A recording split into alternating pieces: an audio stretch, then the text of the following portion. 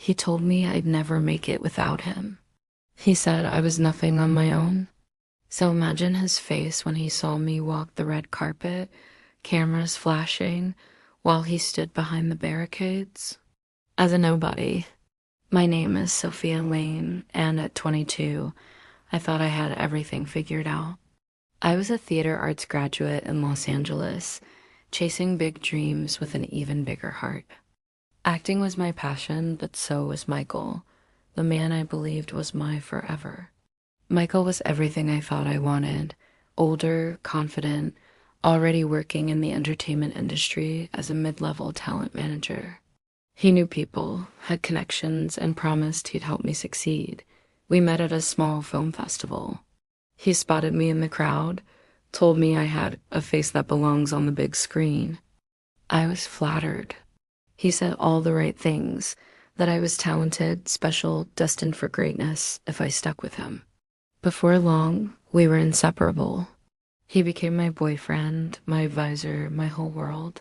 I trusted him completely.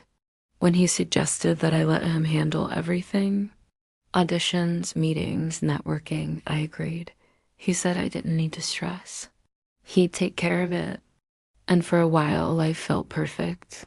Fancy dinners, Hollywood parties, whispered promises of one day you'll be a star. I gave him my time, my love, and my trust. I thought we were a team. But I was wrong. It started with small comments, almost like jokes, but they stung. You're pretty, Sophia, but let's be real. Talent only takes you so far. Without me, you'd still be waiting tables. At first, I brushed it off. He was just teasing, right? But then the jokes turned into criticism. He'd pick apart my auditions, too stiff, not believable. Maybe acting isn't your thing. When I got callbacks, he suddenly had excuses. Oh, they went with someone else, but something felt off. I never saw the emails. I never got to meet the casting directors. One night, I overheard him on the phone, laughing with a friend. Sophia, she's not going anywhere without me. She'd drown out there. My stomach sank. This man, the one I trusted, didn't believe in me. Worse, he was keeping me small, controlling me. I wanted to confront him, but fear held me back. What if he was right? What if I was nothing without him? The truth came crashing down one morning when I borrowed his laptop. He left it open on the kitchen counter, and there it was, an email thread from a casting director, practically begging for me to audition for a lead role in a Netflix series. Michael's response? Thanks, but Sophia is not available for that type of role. Not available? I was sitting at home every day, waiting for auditions. He wasn't helping me, he was sabotaging me. I confronted him, shaking with anger. He didn't even deny it. He smirked and said, Sophia, you're not ready for that level. I'm protecting you from failure. Without me, you'd never make it. Those words lit a fire inside me. I packed my bags that night and walked out, no plan, no money, just pure determination. For months, I hustled like my life depended on it, because it did. I worked double shifts as a waitress, took acting classes at night, and applied to every casting call I could find. No more middlemen, no more waiting for someone else to believe in me. And then it happened. I landed a small role in an indie film.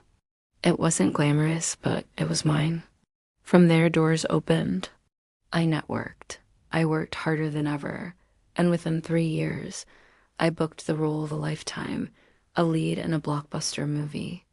The night of the premiere, I stepped onto the red carpet in a custom gown, photographers shouting my name, flashes blinding me like stars exploding. My heart pounded, not from nerves, but from pride. And then I saw him, Michael, standing behind the barricades with fans, looking older, bitter, and painfully irrelevant. Our eyes locked. I smiled, turned to the cameras, and said, this one's for everyone who said I couldn't make it. Today, I'm not just an actress, I'm a name people know, a brand, a force. I learned something powerful. Never let someone else write your story. If they say you can't, Prove that you can and make them watch.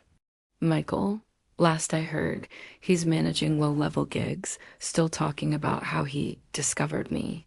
But we both know the truth. I made myself. Subscribe to SilkMirror for more stories where betrayal meets poetic justice. When someone says you'll never make it without them, let their doubt become your motivation and let your success be the loudest revenge.